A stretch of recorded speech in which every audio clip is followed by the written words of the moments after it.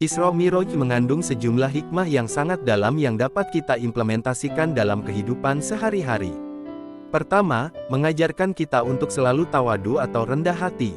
Sebagaimana tersebut dalam surat Al-Isra, ayat 1 yang mengisahkan peristiwa Isra Miraj, kata yang digunakan untuk menyebut Nabi Muhammad SAW adalah abdun, yang berarti hamba. Ini menunjukkan hamba yang benar-benar bertakwa kepada Allah mendapat derajat begitu luhur di sisinya.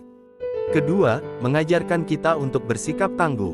Sebelum peristiwa Isra Miraj, orang-orang yang Nabi cintai dan mendukung misi dakwahnya sepenuh hati silih berganti meninggal dunia, yaitu istri tercinta, Siti Khadijah dan paman Nabi, Abu Thalib.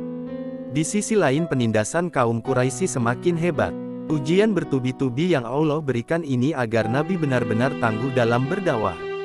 Ketiga, kita diajarkan untuk berpendirian teguh dan senantiasa menyampaikan kebenaran meskipun pahit.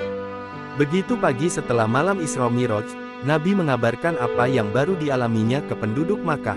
Praktis, banyak orang yang tidak percaya dengan kabar ini dan ada juga yang percaya. Hal ini menunjukkan bahwa kebenaran harus tetap disampaikan, meskipun banyak mendapat penolakan. Keempat, mengajarkan bahwa kita wajib menerima pendapat, ajaran dan masukan dari seseorang dengan tidak melihat dari tua mudanya usia, tinggi rendah pangkat atau jabatannya, atau tinggi rendahnya pendidikan formal. Dalam hal apa yang disampaikan adalah benar dan mengandung ketauladanan. Saat peristiwa Isra Miraj, Rasulullah SAW menjadi imam sholat bagi nabi-nabi terdahulu. Ini bukti bahwa mereka tunduk dan mengikuti risalah Nabi Muhammad SAW.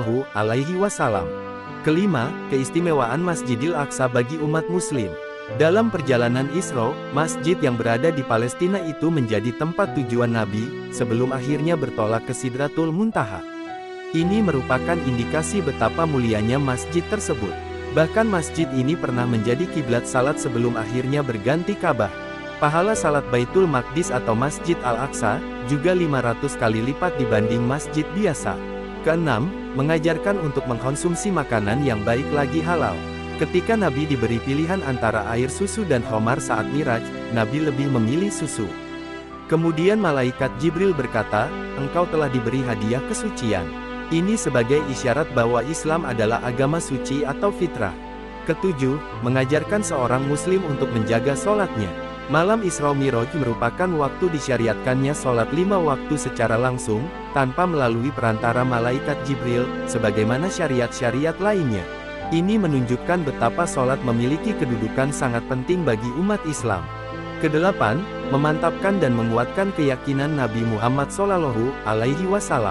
Sebelum Miraj, Rasulullah hanya mendengar info terkait surga, neraka, dan hal-hal gaib lainnya melalui wahyu. Ini namanya ilmu yakin. Nabi mengimaninya tapi belum melihat langsung. Ketika Miraj, Rasulullah melihat langsung dengan mata kepala beliau sendiri. Ini namanya ainul yakin. Ketika seseorang sudah sampai pada ainul yakin, maka kemantapan atas apa yang diyakininya semakin kuat. Jangan lupa di subscribe ya, agar kalian mendapatkan notifikasi lainnya.